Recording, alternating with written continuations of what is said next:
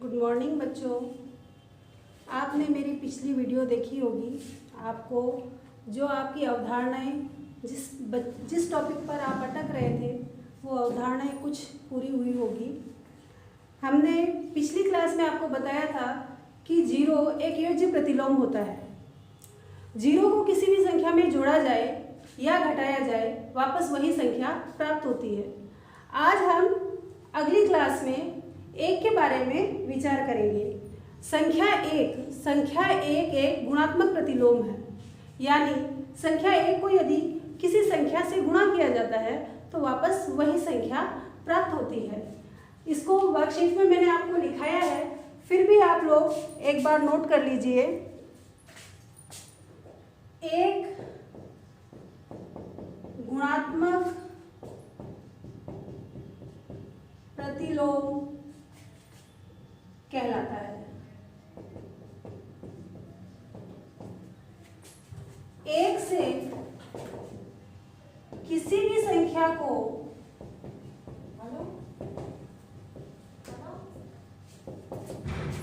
गुणा किया जाए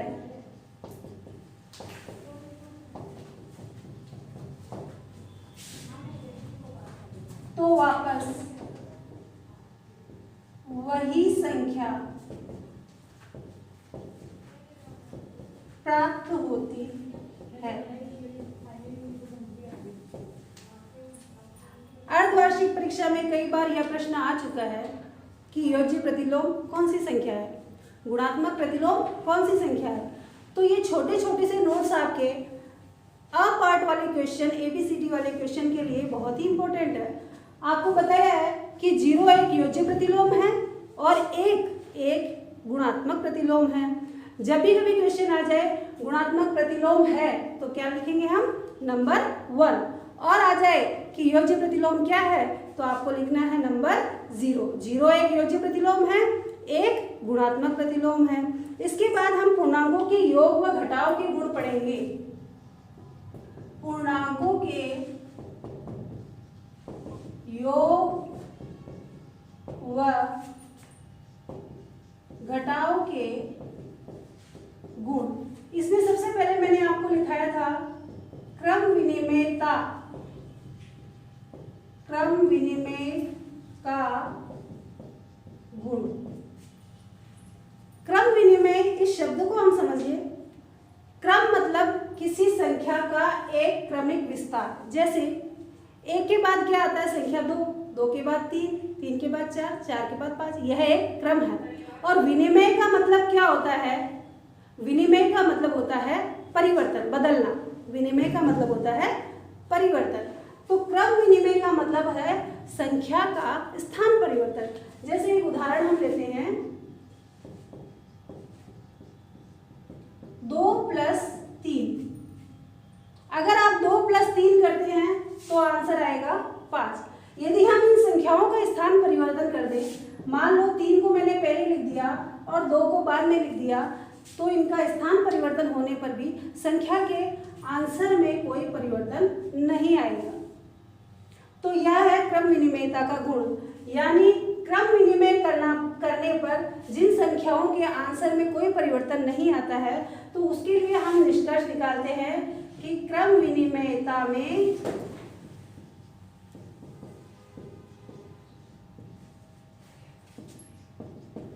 योग के अंतर्गत समवृद्ध है। यानी किसी संख्या को यदि जोड़ रहे हैं तो यदि उनकी संख्याओं का क्रम विनिमय कर दिया जाए तो उनके उत्तर में कोई भी प्रभाव नहीं पड़ेगा। इसके बाद हम देखते हैं, यदि हम किसी संख्या का घटाव करते हैं तो क्रम विनिमय करने पर क्या उसके आंसर में कोई परिवर्तन आता है। चलिए देखते हैं।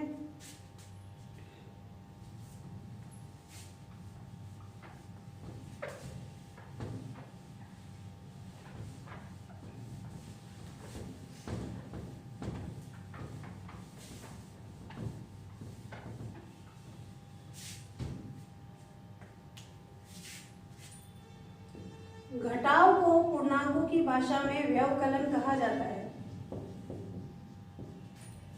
यदि मैंने लिखा 5 - -3 यदि मैं इसको सॉल्व करूं तो इसका आंसर आएगा 5 minus minus plus equal to 3। अगर मैं इन संख्याओं का क्रम बदल दूं, -3 को पहले ले ले, ये 5 जो है इसके पहले कोई चिन्ह नहीं है, इसका मतलब ये किसका है, प्लस का 5। अगर मैं इन संख्याओं का परिवर्तन कर देती हूँ, स्थान परिवर्तन कर देती हूँ, तो इसका आंसर क्या आएगा, 5 में से 3 गए तो क्या ये दोनों आंसर सेम है, नहीं, ये दोनों आंसर सेम नहीं है। अतः निष्कर्ष निकाला जा सकता है कि पूर्णांकों में क्रम विनिमय घटाव में समृद्ध नहीं है, घटाव में समृद्ध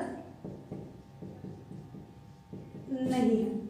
आपने देखा था जब हमने संख्याओं का योग किया था तो संख्याओं में क्रम विनिमय करने पर आंसर में कोई चेंज नहीं आएगा, पर यहाँ पर जब हम माइनस कर रहे हैं तब संख्याओं का यदि क्रम बदल दिया तो संख्याओं के आंसर में बिल्कुल परिवर्तन आ गया। यहाँ पर संख्या आई 8 है, यहाँ पर संख्या आई प्लस का 2 आएगा, यहाँ प्लस 2 आएगा, तो प्लस 2 आया तो आंसर बिल्कुल ही परिवर्तन हो गया। इसीलिए कहा गया है कि पूर्णांकों में क्रम विनिमय घटाव में समृद्ध नहीं है।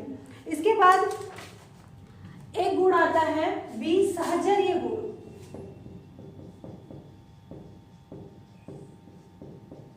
सहचर्य गुण, सहचर्य का मतलब क्या होता है, इस शब्द का यदि मीनिंग निकाले, सहचर्य का मतलब होता है किसी संख्या को जोड़े के रूप में लिखना। मान लो मैंने एक संख्या ली है यहाँ पर -3, -2 और -5, ये 3 संख्याएं हमने ली है। इन तीनों संख्याओं को हमें जोड़ना है, तो यदि हम इन्हें जोड़े तो हम इसे इस तरह जोड़े, पर जब हम सहचर्य करेंगे तो सहचर्य में हम किन्हीं 2 संख्याओं को जोड़ के रूप में लिखेंगे, एक ग्रुप के रूप में लिखेंगे। जैसे -3 प्लस -2, इसका एक ग्रुप बन गया और -5 को अलग लिख लिया, तो ये सहचर्य हो गया। 2 संख्याओं का सहचर्य कर लिया हमने, तो -3 और -2 क्या हो गया, -5 प्लस -5, -5 और -5 कितने हो गए, -10। ये हो गया सहचर्य। संख्या का सहचर्य करते समय आप पहले वाली 2 संख्याओं का सहचर्य भी कर सकते हैं, बाद वाली 2 संख्याओं का सहचर्य भी कर सकते हैं, या हम इसको इस तरह भी कर सकते हैं, -3 को अकेला छोड़ दो और -2 प्लस -5 को आप एक साथ कर लो तो भी आंसर सेम आएगा। -3 प्लस -2 और -5 को यदि जोड़े तो आता है -7, -3 और -7 इक्वल टू -10, तो आंसर आ गया -10।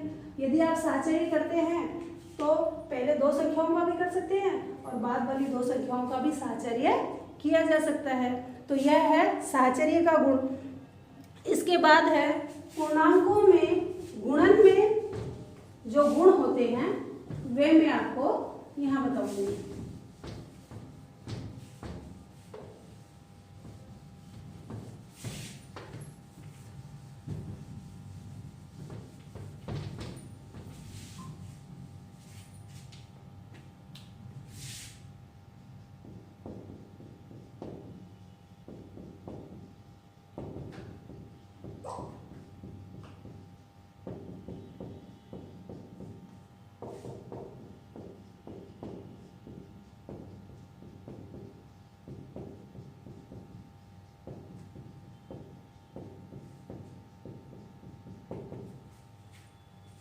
किन्हीं 2 पूर्णांकों को गुणा किया जाए तो अगर उनका क्रम बदल दिया जाए तो गुणा में क्या फर्क पड़ता है। जैसे मैंने संख्या ली है 7 × 3,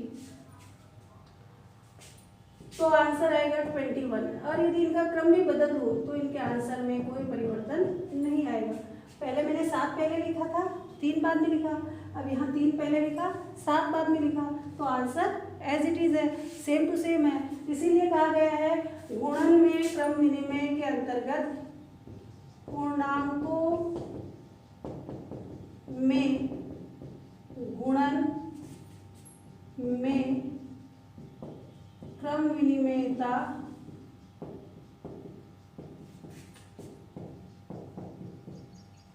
होती है। और गुणन के अलावा यदि हम भाग की बात करें तो भाग में देखिए क्या होता है,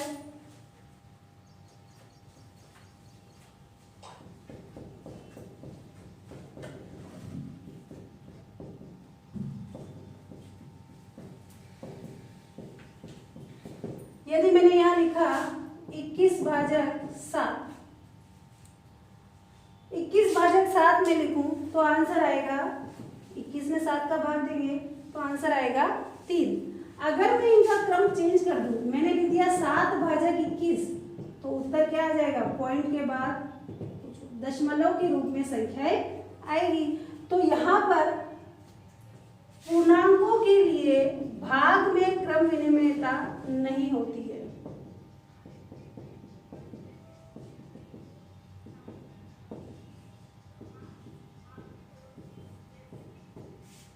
भाग में क्रम विनिमयता नहीं, पूर्णांकों में भाग में क्रम विनिमयता नहीं होती है। इसके बाद एक बात और मैं बताना चाह रही हूँ यहाँ पर आपको कि जीरो जैसे योज्य प्रतिलोम कहा गया है, वैसे जीरो को यदि किसी संख्या से गुणा किया जाता है तो संख्या का मान 0 हो जाता है। जीरो एक सड़ा हुआ फल है, यदि उससे कोई भी दोस्ती करता है तो उसको वो सड़ा देता है। इसी तरह इसीलिए कहा गया है कि जीरो को किसी भी संख्या से गुणा किया जाए तो वह उसको भी न्यूट्रल कर देता है, जीरो कर देता है, या जीरो को किसी भी संख्या में भाग दिया जाए तो वह उसको भी जीरो कर देता है। तो यह बात मैंने आपको वर्कशीट में लिखा रखी है, इसीलिए आगे नहीं बता रही। इसके बाद एक गुण आता है वितरण गुण, मोस्ट इम्पोर्टेंट है वितरण गुण। बच्चों को इस गुण को समझने में काफ़ी परेशानी आई है। मैंने नोटिस किया है, कई बच्चों ने मुझे पर्सनली मैसेज करके बताया है कि वितरण गुण मुझे समझ में नहीं आ रहा है। वितरण गुण बहुत ही इजी गुण है, इसमें संख्याओं का गुणा करना बहुत ही इजी तरीके से बताया जाता है। जैसे मैंने यहाँ दो संख्या ली है 16 × 12। अगर 16 × 12 को हम गुणा करें तो अगर आप गुणा करते हैं तो 16 × 12 इस तरह लिख के आप गुणा करेंगे, पर हम यहाँ संख्या के टुकड़े कर देंगे। हम टुकड़े करेंगे तो पहले वाली संख्या 16 को इसी तरह लिखनी है। अब 12 के टुकड़े करेंगे तो 12 को हम 10 के पूर्णांक के रूप में लिखेंगे। जब भी वितरण गुण में नंबर का टुकड़ा किया जाता है तो 10, 100 आदि पूर्णांकों के रूप में किया जाता है। तो मैं 12 के यदि टुकड़े करूं, वितरण करूं, 12 का बंटवारा करूं तो 12 का बंटवारा निकटतम 10 के पास कैसा होगा, 10 + 2। निकटतम 10 के पास बंटवारा होगा 12 का 10 + 2।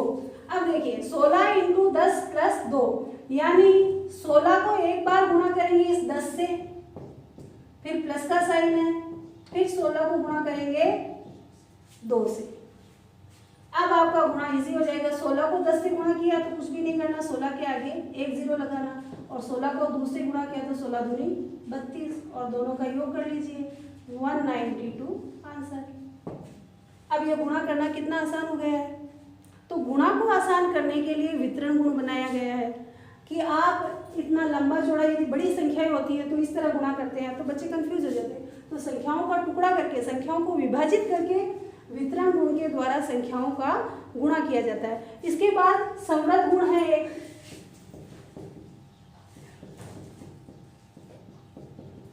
वितरण गुण में संख्याओं का टुकड़ा करके उनको अलग अलग किया जाता है। संवृत गुण में संख्या इस तरह दी होगी आपको 16 × 10 + 16 × 2, तो आपको इसको एक करना, 16 2 बार है तो 16 को एक बार लिखना है, और 10 × 2 इसको प्लस के रूप में लिखना है। ये आपका संवृत हो गया।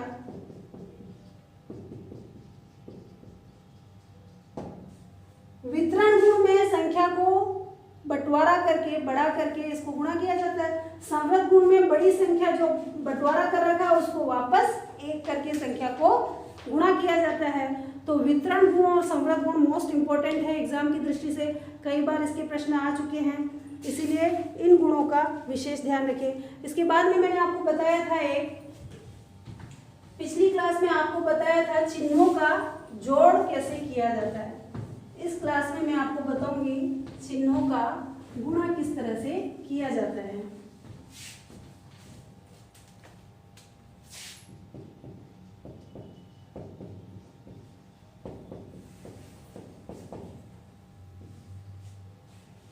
चिन्हों का गुणा, अगर कोई प्लस का साइन माइनस के साइन से मल्टीप्लाई होता है तो आंसर माइनस में ही आएगा।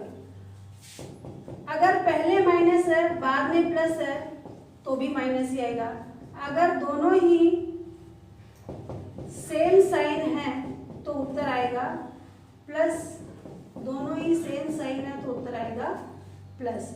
यहाँ चिन्हों का गुणा करते समय ये विशेष ध्यान रखना है, अगर दोनों ऑपोजिट साइन है तो उत्तर हमेशा माइनस में आएगा, दोनों सेम साइन है तो उत्तर हमेशा प्लस में आएगा। संख्याओं का गुणा करना तो आपने पिछली क्लासों में सीखा है, पर पूर्णांकों में प्लस माइनस का गुणा किस तरह किया जाता है वह आप इस क्लास में सीखेंगे। Thank you.